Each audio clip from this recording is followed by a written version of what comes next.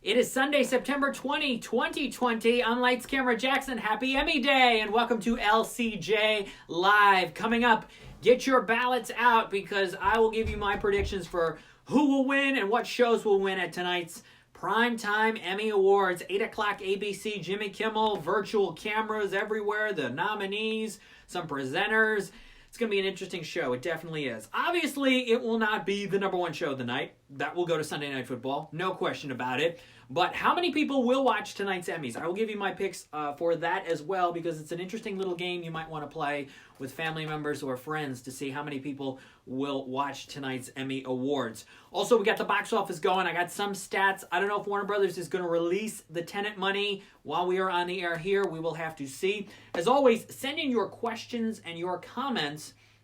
Who do you think is going to win tonight at the Emmy Awards? Let me know here. I can see your questions and comments as they come in right here on LCJ Live. We had the Daytime Emmys in June, the Primetime Emmys as scheduled tonight. No delay in that whatsoever. And so let's jump right in. First, I'll give you the box office, and then we'll get into Emmy predictions. So far, Infidel has made $1.5 million, about $114,000 for The Secrets We Keep, which is not in as many theaters. Both films are very good. If you have a chance to go to an indoor theater safely near you, I highly recommend both Infidel and The Secrets We Keep. They are very good thrillers, great lead performances. Noomi Rapace and Chris Messina in The Secrets We Keep, and Infidel with Jim Caviezel and Claudia Carvan. They are both very good in that film. So a lot of strong performances in films that are out right now, including those two. So we've got a little of the box office. New Mutants, another $1.6 million. These theaters, these movies, they're hanging on, waiting for the next big ones to come. When will that be? I don't know. Film Antebellum was supposed to be out in theaters in April. I watched it last night. It's Janelle Monáe. Horror movie-ish. Thriller-ish. You can get my thoughts on it on Twitter at LCJ Reviews. A little different than advertised. Here, we've got the Emmy here. Are you ready? You want your ballots out? You ready to go? Let's go. Let's get into the Emmy predictions. Who will win tonight at the 72nd Annual Primetime Emmy Awards? Let's find out. Let's go with the drama series categories first. First up, I think the morning show should win for drama series, even though it can't win because it's not even nominated, which is crazy. I don't understand how the morning show gets 8 nominations, but it didn't get nominated for drama series. That I think is crazy. All right. Will win will be The Mandalorian. The Mandalorian will win because it's up for a total of like 15 Emmys. It's been winning all these creative arts Emmys this week. Every night I read the headlines. It's like Mandalorian wins 2, Mandalorian wins 3, Mandalorian wins again. Disney Plus is just thrilled. They are over the moon about how well The Mandalorian has been doing and how well The Mandalorian will continue doing. Game of Thrones-esque in terms of people wanting that escapism, something a little different than your traditional drama series, something everybody's been talking about. Baby Yoda. I still think Baby Yoda is going to show up to do part of the acceptance speech when The Mandalorian wins drama series tonight. I really think that's going to happen. Lead actor in a drama series should go to Steve Carell for The Morning Show because Steve Carell is fantastic on The Morning Show. He's never won an Emmy. Can you believe that? Steve Carell didn't win an Emmy for The Office or anything. Wow, that's just amazing to me. Unfortunately, he's not going to win. It's going to go to Brian Cox for Succession, which is, a show that a lot of people love. Been talking with friends, family members, colleagues. Everybody's really getting into Succession. I wish Steve Carell would win tonight, but I think it's going to go to Brian Cox, who I did meet several years ago. Very nice guy. Best actress in a drama series. That's a big Pez. LOL, Brett Harity. This ain't a Pez. This is not a Pez. It's the real deal, guys. 10.5 years ago. All right. Lead actress in a drama series will be Jennifer Aniston for The Morning Show, and she should win because she's very good. I think Reese Witherspoon also should have been nominated. They're both equally strong in different episodes of this series. I didn't love the first 3 episodes of The Morning Show, but then from episode 4 on, it is very good. A little melodramatic in places, but for the most part, great. And that brings me to supporting actor in a drama series. It should go to Billy Crudup, because Billy Crudup is really good. He gives one of the best performances I've seen on a television show in a long time on The Morning Show. I think it's going to go to Jeffrey Wright, though, for Westworld. He's my pick for supporting actor tonight. Now, another great person on the morning show who's also nominated in this category is Mark Duplass. And I'm so glad he got nominated because I thought he might not. But he's also very good. Again, specific key episodes of the morning show. He is fantastic. All right, supporting actress in a drama series. My pick for who should win is Julia Garner for Ozark. I just saw her in a film called The Assistant, which I just caught up on the other night on Hulu. She's great in that. I hope people check out The Assistant on Hulu. So she should win, but it's going to go to Helena Bonham Carter for The Crown. I just saw Helena Bonham Carter in another movie, which is out this Wednesday, Enola Holmes on Netflix. I recommend Enola Holmes. It's not your typical Sherlock Holmes story. Sherlock's barely in it, Henry Cavill. This is about Sherlock's younger sister, Enola, who's played by Millie Bobby Brown of Stranger Things. And I think Millie Bobby Brown could even get a Golden Globe Actress in a Comedy or Musical nomination for her performance in Enola Holmes. She plays really well to the camera.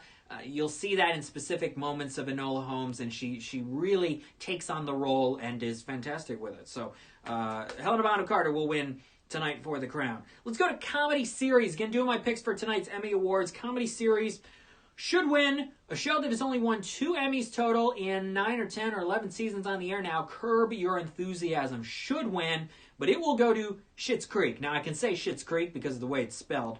But it's funny, when I was watching Catherine O'Hara on Millionaire, every time she or Jimmy Kimmel kept saying Schitt's Creek, they had to put up the title of the show in case some people didn't realize that that was the title of the show and that they weren't swearing. That was a funny little moment.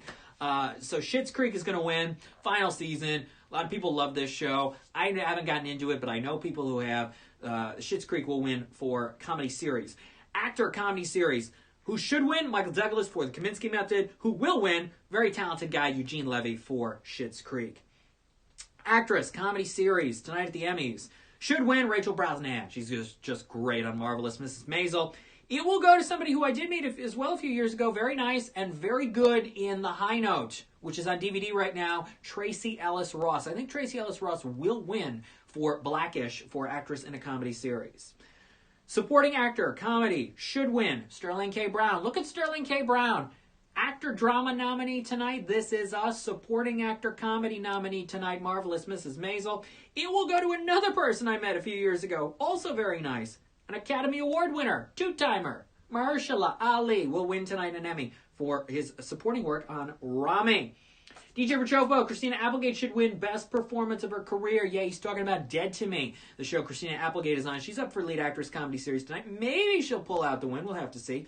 Supporting actress comedy, Alex Borstein. You know, every year she's just fantastic on Marvelous Mrs. Maisel. Met her earlier this year at Critics' Choice Awards. We talked Lizzie McGuire movie. It was great. All right, let's go to limited series or motion picture made for television. So Bad Education already won last night for television movie. Round of applause. One of the best movies of the year. Should be up for Oscars. But HBO bought it for $20 million, so it's got to go the TV route, I guess. I think that'll change in a few years. They couldn't make it happen this year with everything crazy, but Bad Education, what a movie. So glad it is the TV movie winner. Now, we'll get into the star of that here in a second. I believe the limited series winner tonight will be Watchmen. Everybody who's been watching Watchmen has loved watching Watchmen. And I think Watchmen will be the winner tonight, and this acceptance speech will be watched. But by how many people, I will give you my predictions for the ratings here coming up on LCJ Live. Lead actor, limited series or movie, I got to go with Jackman. I got to go with Hugh Jackman for Bad Education. Not only because Bad Education won last night, but I'm thinking it's him to win his first time winning as an actor. It would be tonight because he won for hosting the Tony Awards one year for a performance Emmy category that they really don't give out anymore. So I think Hugh Jackman will win. Could it go to Mark Ruffalo for that miniseries he's done on HBO? Yes. Could it go to somebody else? Yes. But I'm hoping it's Hugh Jackman tonight for Bad Education. Again, another person I met a few years ago. Sweet. One of the sweetest celebs I have ever met, Regina King. I believe Regina King will win tonight, and she should win tonight for her performance on Watchmen, for lead actress in a limited series of movie made for television. Supporting actor should win Titus Burgess for Unbreakable Kimmy Schmidt special. I'm going to go with, for the win, Jim Parsons for Hollywood. Not a huge fan of the Hollywood show, but I feel like enough people like Ryan Murphy and can get into it. I'm looking forward to Ryan Murphy's Boys in the Band, which is coming out next Wednesday on Netflix. Also, The Prom, which comes out December 11th, I think the date is, for his all-star prom movie. Meryl Streep, James Corden, Nicole Kidman, Kerry Washington, Keegan-Michael Key. I'm missing a few big names in there, but a huge cast for The Prom. Supporting actress. Again, somebody else I met a few years ago. Very nice. Toni Collette. Toni Collette will win for supporting actress, limited series or movie made for television. Okay. Let's go now to Variety Talk series. By the way, Toni Collette would win for Unbelievable. Variety Talk series. I keep picking Jimmy Kimmel that he should win for Jimmy Kimmel Live. It'd be a cool moment tonight, especially with him as host. I'm going with Trevor Noah. I know, you're probably saying, why aren't you going with John Oliver? Just go with John Oliver. He's going to win. He wins every year. I'm going to take a chance. I'm going to roll the dice and go with Trevor Noah for The Daily Show to win for Variety Talk series. But I know it'll probably go to John Oliver. And for reality competition show, which I guess they took out the word reality from it and are just calling it a competition series now. RuPaul won last night for host again. Should and will win RuPaul's Drag Race. I think will win competition show tonight. Variety sketch series probably going to go to SNL. You know, all the other shows that try to compete against it. It's just difficult these last few years for any of them to make an impact because of what SNL's been doing. How about Eddie Murphy winning last night for guest actor in a comedy series for him hosting Saturday Night Live? It did not go to the late Fred Willard, but it went to Eddie Murphy. Fred Willard for his final Modern Family performance. And we had, Maya Rudolph won Guest Actress. Rick and Morty took animated program. Short form animated program earlier this week went to Forky Asks a Question from Toy Story 4, Disney Plus, Disney Pixar. And did you hear the story about Ron Cephas Jones and Jason Bateman? Now, I wasn't watching the Creative Arts Emmys live. I was, unfortunately, watching Antebellum. But I heard the story afterwards that they put Ron Cephas Jones' name up on the screen as the winner, but the voiceover guy said Jason Bateman, who was also nominated in that category, that he was the winner. So then they went to commercial and they came back and they were like, no, it was definitely Ron Cephas Jones. So we had a little bit of a mess up there, a la the Oscar mix-up, and now Kimmel's hosting tonight, and hopefully there won't be a mix-up like that this evening. Be interesting who's got the envelopes and things like that tonight watching the Emmy Awards. What's up, Logston Avery? Thanks for being here on LCJ Live. It's Emmy Day! It's Emmy Day. Show's tonight, 8 o'clock. Now, how many people are going to watch? Here's the game you can play at home. You can make a $10 bet with somebody if they're really into this stuff. And if they're into football, good for them. You know, if you're not going to watch the Emmys tonight, hey, you're not alone. But last year, the Emmys hit an all-time low of 6.9 million viewers. Normally, the numbers are down when it goes to Fox anyway. But this was really low because the previous year was at 10.2 million. So, what's the number going to be tonight? That's the big question. The last time it was on ABC, 11.3 million. Then the next year it was on CBS, basically the same number, 11.4 million. 2 years ago, NBC on a Monday, 10.2 million. Last year on Fox with no host, 6.9 million. The no host thing helped for the Oscars. The no host thing did not help for the Emmys. So now we're back with a host. We're back on ABC. Will it be higher or lower than 6.9 million viewers? And most of the people, when I polled everybody last week with trying to figure out the numbers, a lot of people saying it is going to be lower than 6.9 million. And I was like, maybe, I'm not so sure. Then Kimmel did an interview with Deadline the other day, and he said, it's going to be the lowest rated. I don't care if I say this. It will be the lowest rated Emmys ever. I'm like, wow, even the host thinks that it's going to be the lowest rated Emmys of all time. So the question is, will it be higher or lower than 6.9 million viewers? Now, the numbers will come out tomorrow, but the final numbers will not come out until Tuesday morning. So you have to wait until Tuesday morning to get the official final results from sites like Showbuzz Daily and some others that I go to and trust when it comes to the TV ratings numbers.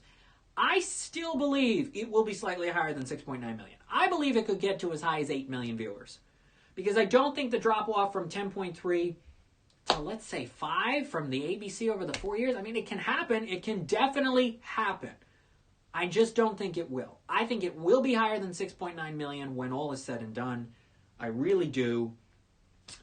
What do you think? Do you think it's going to be higher or lower? Do you think it will be the lowest rated Emmys ever? Below that 6.9 or higher? Let me know here. I'll be on here for a couple more minutes here on LCJ Live, talking about the Emmys and what's happening. I have seen a lot of new movies that opened this week. There's a review on the website right now, lights-camera-jackson.com, my review of Misbehavior. Watch this movie, but I'll explain why in the review. It's one of the best films of the year. A review going up today for Stunt Women, new documentary that premieres on Tuesday. Reviews this week of Secret Society of Second-Born Royals, The Last Shift with Richard Jenkins, Kajillionaire with Richard Jenkins, The Artist's Wife with Bruce Dern. What else do I have reviews of? Enola Holmes is up there right now. Infidel, Secrets We Keep. I'm missing one or two, I know I am, but there's a lot of new movies that open up this week, and I've got reviews of several of them. At lights-camera-jackson.com. What am I? There's literally, you know, I wrote the other day that people using the word literally use it too much. What else do I have? There's a lot. Jay Sebring, Cutting to the Truth, new documentary. Got my review of that. Blackbird is out right now with Susan Sarandon. I've got my review of that up there. The Devil All the Time, a film I really dislike. That review is up on the website. So a lot to take a look at. A lot of movies that the studios have been squeezing into these past few weeks. Broken Hearts Gallery, still there. There's a lot of films.